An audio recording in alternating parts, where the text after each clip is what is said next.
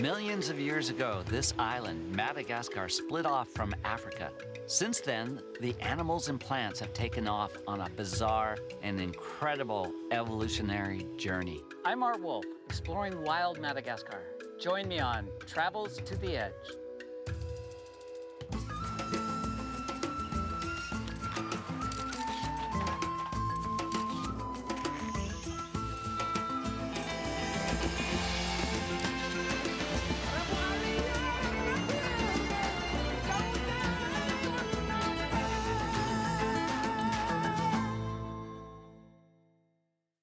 Madagascar lies off the southeast coast of Africa, the fourth largest oceanic island on Earth. Its size and geographic isolation have given rise to an abundance of biodiversity and unique landscapes.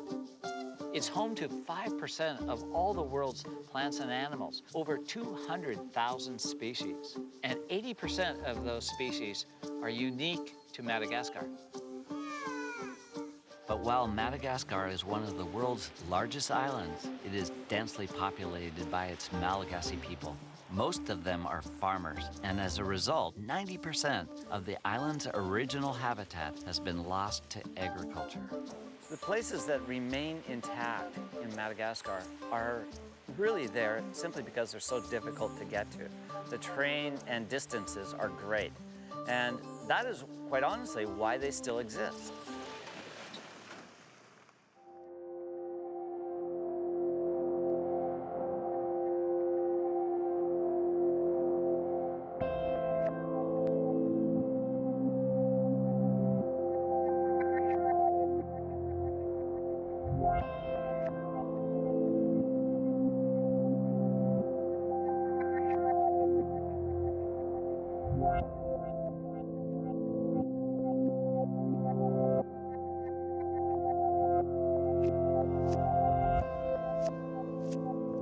I'm in the Tsingy-Bamara National Park, which is the largest preserve here in Madagascar.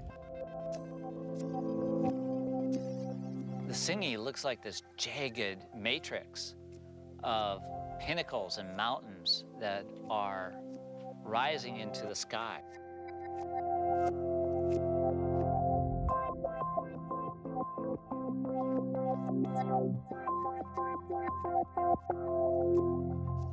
I'm very excited to start to get in and explore the various caverns and ridges and valleys in between these very jagged karst limestone formations.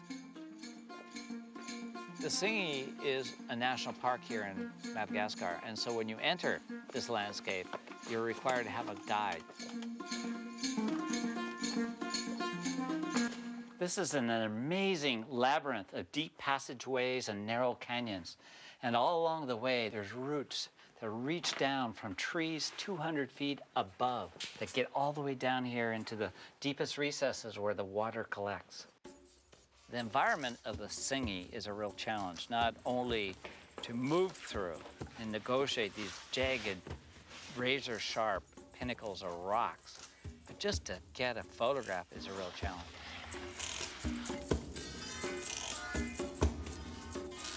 Get tired because you're either moving up or moving down, but rarely are you moving parallel. Whew. This is steep.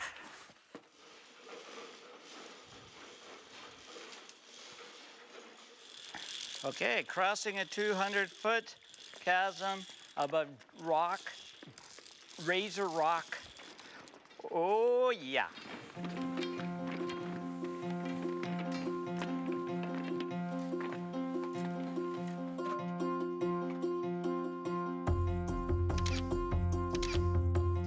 What I try to do in a landscape like this is to emphasize what's most important about it, and to me, it's the texture of the rocks.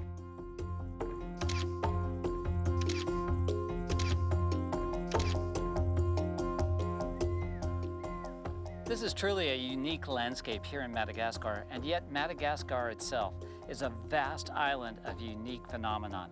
We're about to see and explore the rest of this great island.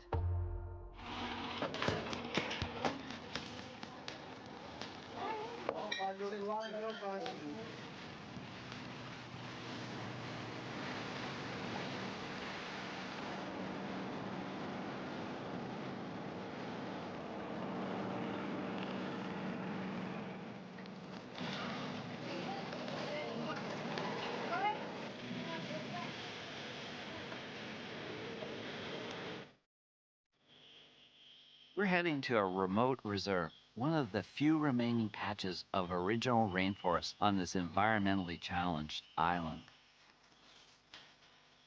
Because of Madagascar's biological richness, it's the top priority for many of the world's conservation groups. Accompanying me on this journey through Madagascar is Russ Mittermeier, noted conservationist and an expert in primatology. Russ, you got projects all around the world. What's so great about Madagascar? Well, Madagascar, from a biodiversity perspective, is really a country of superlatives. We who work in the so-called biodiversity hotspots consider Madagascar to be the single highest priority hotspot on the planet. It's just an amazing place. I mean, it's been separated from the African mainland for probably about 160 million years, and separated from India, to which it was also connected, for about 80 or 90 million years. So for that whole period, evolution has proceeded on its own in isolation from the rest of the world. So you've got a variety of animals here that are unique, and the levels of endemism, species that occur nowhere else, are unmatched on the planet. I mean, what attracted me here to begin with was the lemurs, these non-human primates that are 100% endemic to Madagascar. When I was here before, they were so gentle. They're almost like a polite monkey in a way. They're very much like a polite monkey. They're not terribly aggressive.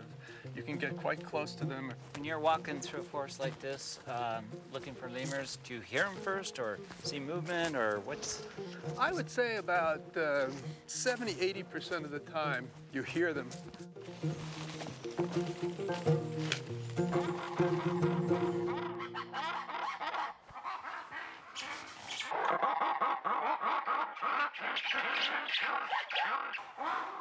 Are they mad at me? No, they're just trying to let one another know where they are. This They're is so loud. black and white ruffed lemur call, which is one of the great sounds of the Malagasy forest.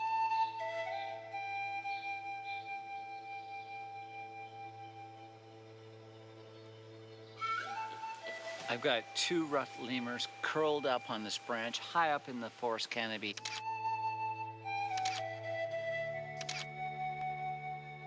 They've got the same markings, the color patterns of a giant panda, but infinitely smaller and more slender. So how would you term this kind of forest right here? Well, this is a higher altitude rainforest, a high plateau forest. We're at about 1,200 to 1,400 meters here, and this is the last big chunk of high altitude rainforest. It's beautiful with all the lichen. It really is pretty. It really is pretty, and this is very, very unique as a habitat.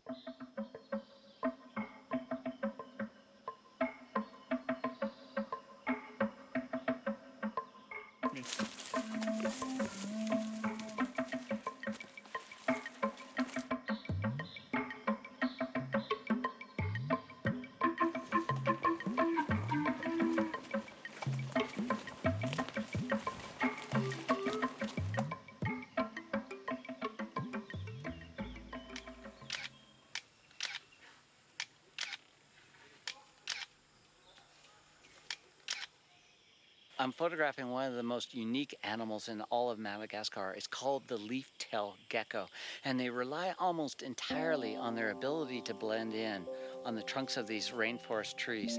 So there's patches of lichens, and if their arm or their torso covers that lichen, they'll pick up the line of the lichen to continue their perfect camouflage. They seem to dissolve into this beautiful environment.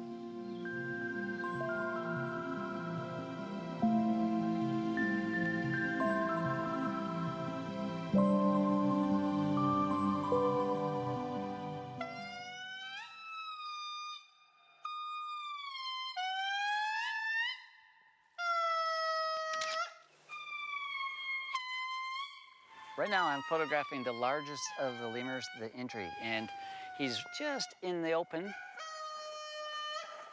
I think I'm getting some pretty nice shots.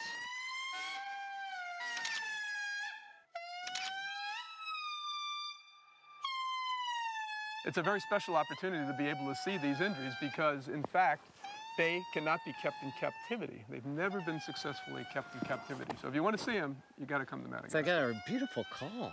The call is just fantastic. And you have about 60, more than 60 groups. So this is a territorial call. And what they're doing is they're saying, hey, we're here, don't invade our space, otherwise we'll have a fight. So it's a way of spacing the different groups. The Indri is the biggest of the living lemurs. It gets up to about 9 kilos, a little over 20 pounds, and about a meter, maybe 3 feet tall. Fantastic animal. They have really funny ears, don't they? Yeah, and funny eyes. They look like they just came off a spaceship.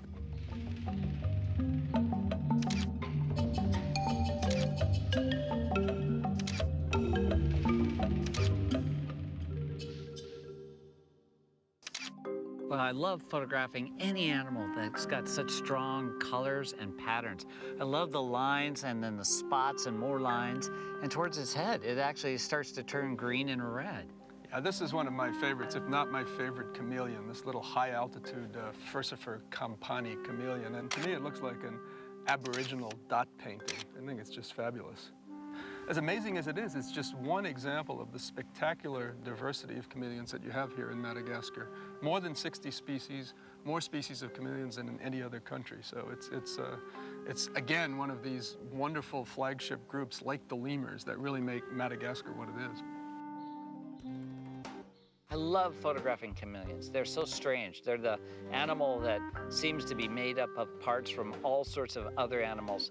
One of the most unique features of the chameleon is the fact that their eyes move independently from one another, and it gives them this really comical appearance. This is the Parsons chameleon, one of the 2 largest species of chameleons here in Madagascar. Large enough, in fact, to even eat birds. Incredible animal.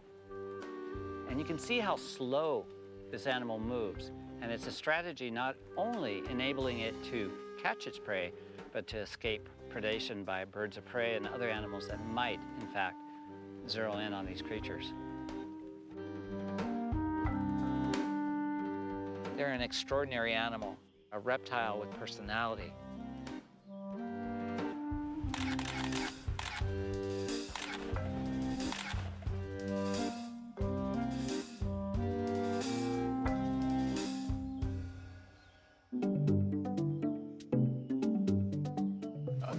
This is just the most beautiful of all the lemurs. This is the diademed sifak. It's the second biggest after the Indri, and it moves by vertical clinging and leaping, and it's capable of these incredible jumps. It can probably jump 30 feet at a shot.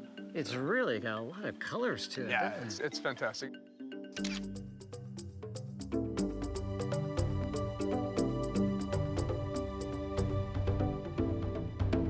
You know, Russ, this rainforest seems to go on forever, but how big is it actually? It's really a tiny fragment. This particular reserve in the adjacent national park is only a little over 10,000 hectares. It's about 25,000 acres. And Madagascar has already lost 90% of its original natural vegetation, and only 3% of the country is conserved. So there's a huge challenge ahead to make sure that virtually all of the remaining intact forest is conserved because it has so much biodiversity packed into it. We get a view of what deforestation looks like in Madagascar as we drive through a forest recently slashed and burned for farming.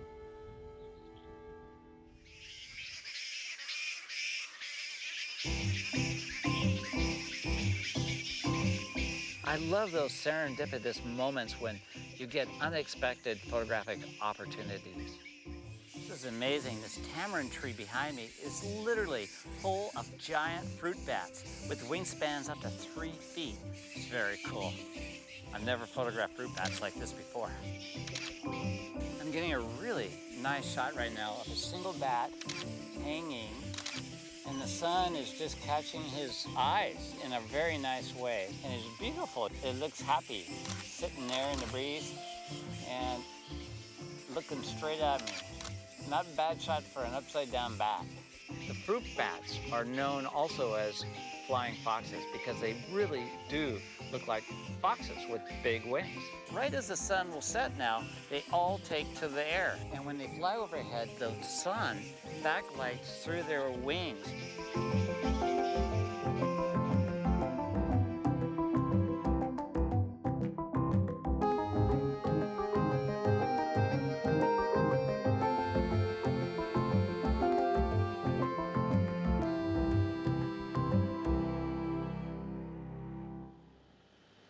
Madagascar's diversity of landscapes becomes obvious as we enter the spiny forest. Well, this is kind of a pretty tough environment to have a village. Well, this is a village of the Antandroid people. These are the people of the spiny desert, and they live in what are probably the harshest conditions of any human group in Madagascar. Very little water here, and obviously it's quite difficult to eke a living out of this desert. But they manage to do it. Yeah, everybody's hanging out under these trees. Yeah, trying to keep cool in the heat of the day. Do you know how to say hello? Salama tumku. Salam tuku. Salama tumku. Salama tumku. Navovo. Salam tumku. Tada tura na ito.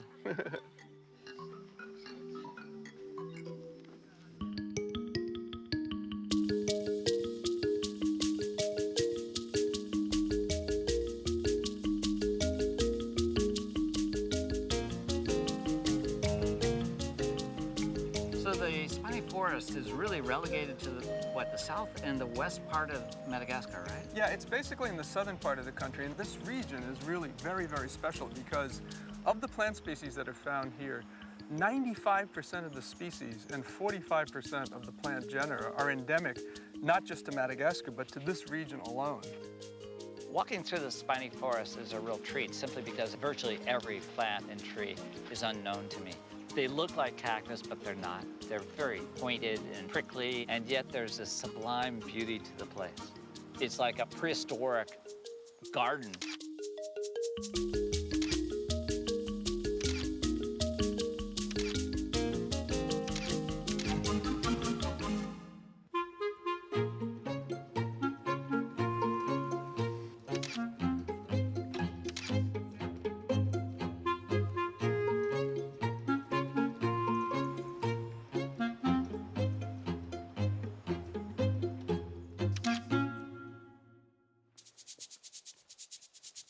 It's quite an experience to be in the spiny forest and suddenly stumble upon two troops of sifaka battling over territory. Art, this is great because you're getting a fight between two groups. You just saw this one animal scent marking the tree, and now the other ones are scent marking over there. So they're just bouncing towards one. Look, they're right in the border between their territory. And oh, this is excellent. Didn't think we'd see this. They move so fast. Yeah. This is a great place. I'm right on like the demarcation line between two troops, and they use this tree right here to go back and forth. Look at that. Look at the tail. Oh, he whips the tail around. Well, let's go and keep following these and see if there's a couple that are sitting in the late afternoon sun.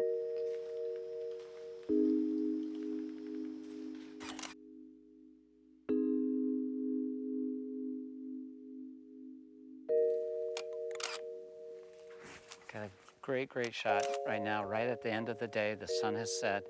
It's really in the shadows, and these sifakas who are running around all day long now it's like their toys have just run out of steam. And I suspect this tree is the one that they probably find every evening. They're settling in for the night, and they're just all warm and cuddly, and it's a great shot.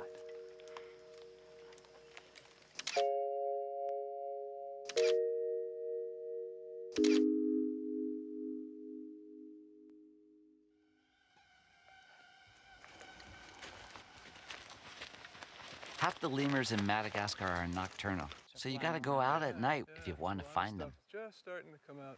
Well, it's a great time to be looking for the mouse lemurs and the sportive lemurs. They should be out. It's nice and warm. We're looking for eyeshine, right? They're looking for eyeshine. Yeah, there's a reflective layer at the back of the eyes of lemurs, and it glows like coals, orange coals. Oh, there is one. I got one. Got one already. This is a mouse lemur. This is the rufous gray mouse lemur. So cute. The eyes are so large for a mammal this size. It's one of the smallest primates on Earth. It looks like a mouse, but when you see its hands, it looks very much like a primate.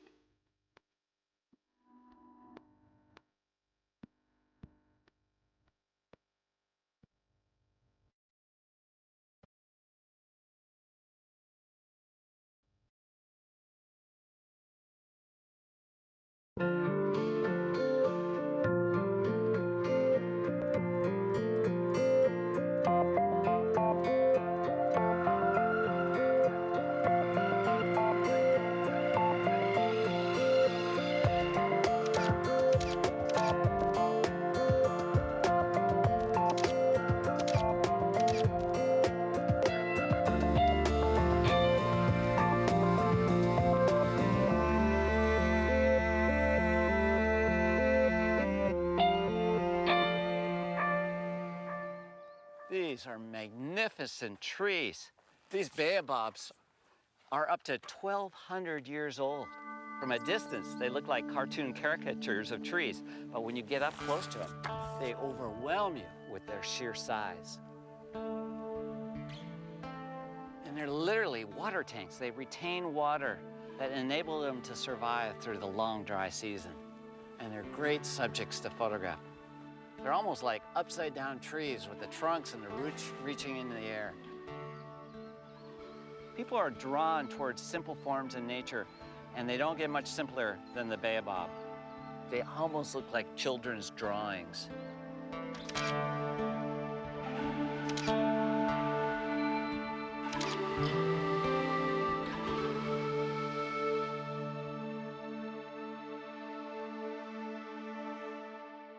I'm just shooting a great shot that exemplifies the backcountry of Madagascar. It's a zebu cart with beautiful baobabs right behind it. Right on cue. They tower over the landscape. They dominate the landscape. And I love photographing them at sunset when the low angle light really reveals the texture of the trunks, but also highlights each and every limb. Even a brief visit to this spectacular place reveals its abundance of unique plants, animals, and landscapes. And realizing what we see today is only a fraction of what it once was is a reminder of how precious this island is. Madagascar's plants and animals have taken their own unique twists and turns through time. Today, this strange and wonderful island is one of the most biologically significant and yet threatened places on Earth. I'm Art Wolfe. Join me next time on Travels to the Edge. This program and 2 additional episodes from the series are available on DVD for $17.95. An award-winning book of Art Wolfe's landscapes featured in this series and beyond, Edge of the Earth, Corner of the Sky, is available for $65 plus shipping. To order the book or DVD, call 1-800-440-2651. You can find out more information about this episode and other destinations in the series by visiting our website at travelstotheedge.com.